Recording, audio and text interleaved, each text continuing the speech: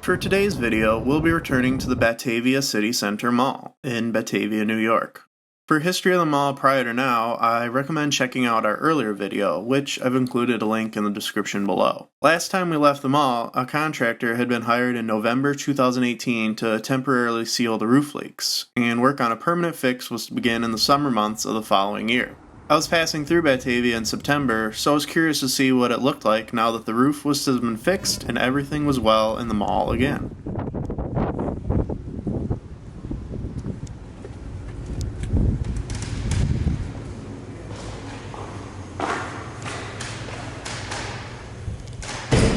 Wait a minute, I hear you saying? It looks the exact same. And you're right. In April 2019, the city rejected all bids placed on the project as they were deemed unaffordable.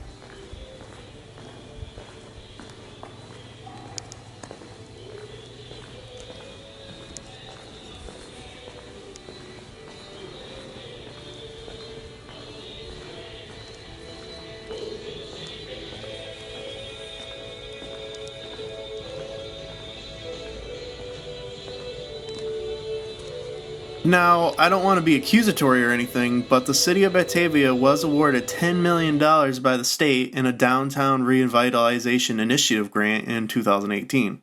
Their original plan was to replace the entire roof over the concourse, remove and cover all the skylights, and repair the circular entryway roofs. Instead, they decided to just repair the skylights, and a bid was approved in July. In all likelihood, they wouldn't have replaced those either at this point until a group of vandals climbed from a pipe to on top of the mall at the end of June and damaged them. The pipe has since been greased to hinder its use, but as far as I can tell, no arrests were ever made, so if any of these Goombas look familiar to you, please call the Batavia Police Department.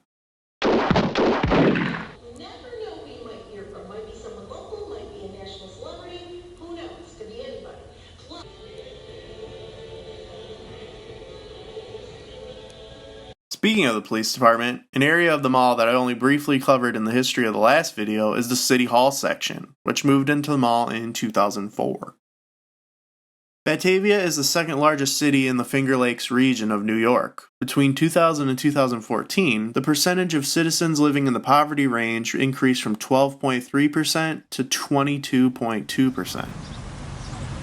While we're outside the mall, let's head down to the street to one of the only few abandoned buildings in Batavia. Why? Because this is my video and I wanted to explore it.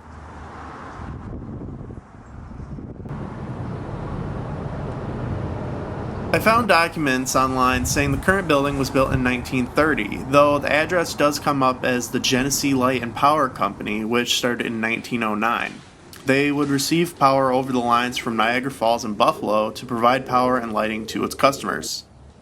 They employed roughly 12 to 13 men, though occasionally more linemen would be employed, earning between $1,200 and $1,400 a month, which today would amount to between $30,000 and $35,000 in today's currency, which, if that is correct, that's an insane amount of money to make per month. Now, I'm getting this information from an appeals court document transcript, but all the numbers do seem to match up. So perhaps someone can enlighten me if this is truly accurate or not. Look at that. 75. The building operated as a power company until 1975. Next, a paving contractor utilized the building until 1988, when it became office space until 2005. It remained vacant until it was foreclosed on in 2018 and sold for $1 in 2018 to be redeveloped. The Ellicott Station redevelopment plan has been being worked on since the building was foreclosed, but the estimated $17.6 million project is still trying to secure funding. If it succeeds, it'll be a mixed-use apartment complex, brewery, restaurant, and office space.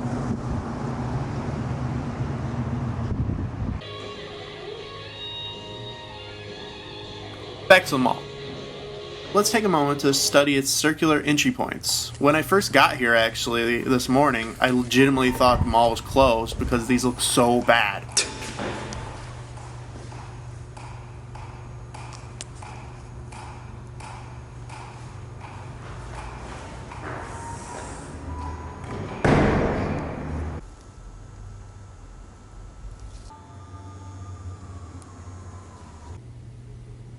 It doesn't help that on Google the mall is listed as permanently closed either, but I decided to first head in via Penny's, which is the only sign of life here anyways. Though many other stores across the nation have been closed, this branch does remain open. I always try to buy something at each mall I visit, so I did some quick shopping here before ascertaining that the concourse was indeed still open. Pennies, got a whole lot of things for Christmas, got a lot for the family. Pennies,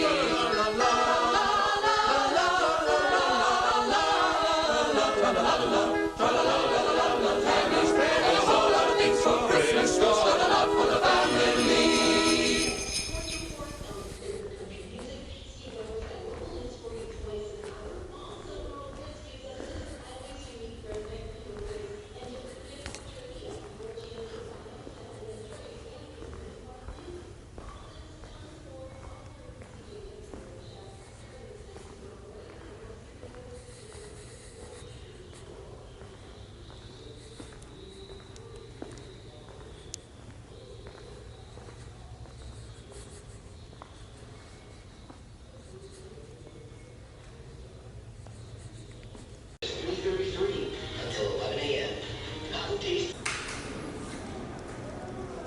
The mall directory is painfully outdated, with places such as Sonny's restaurant, which were gone before I was here last year. I particularly like the nice pen scribble by some kid here. It adds a nice little touch. The bulletin board has been emptied out of all the old flyers, and the booklet stand has been removed actually. Fast and easy. That's breakfast at McDonald's. Prices and participation may vary.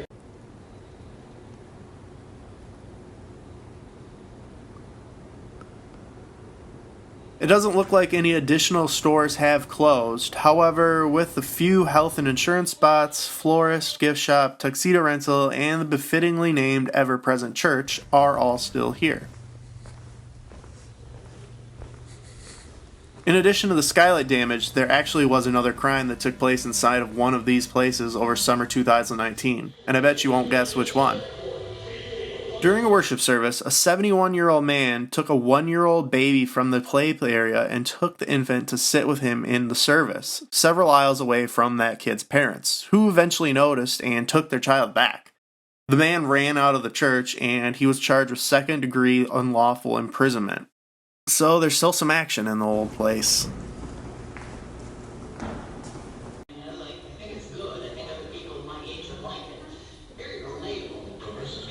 Some new blood has actually came into the mall with this escape room business, and in October, the Batavia Players, a stage theater company, were slated to move into the mall. There was some opposition from a single city council member, however, who raised concerns over the lease, which is different from the others, the few that there are, because it did not specify things such as snow removal, after-hours usage, utilities, and other items normally included in commercial leases. Construction on the new theater was estimated at just over $900,000, $700,000 of which will be covered by the city using that $10 million grant money. The grant proposal also called for the mall to be redeveloped and turned inside out, with all storefronts given their own streetfront facade, along with several new buildings to attract commercial business and housing, though construction of the theater has yet to begin.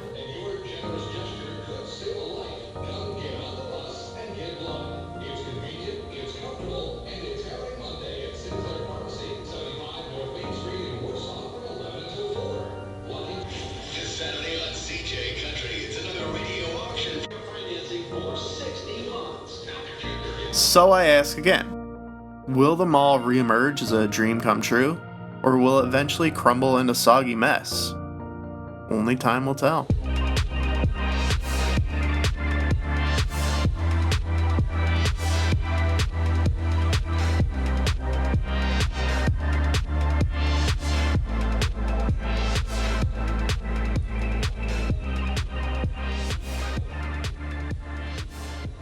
Welcome to the bucket mall. Yep. That's for sure. I don't know why they didn't tear this place down.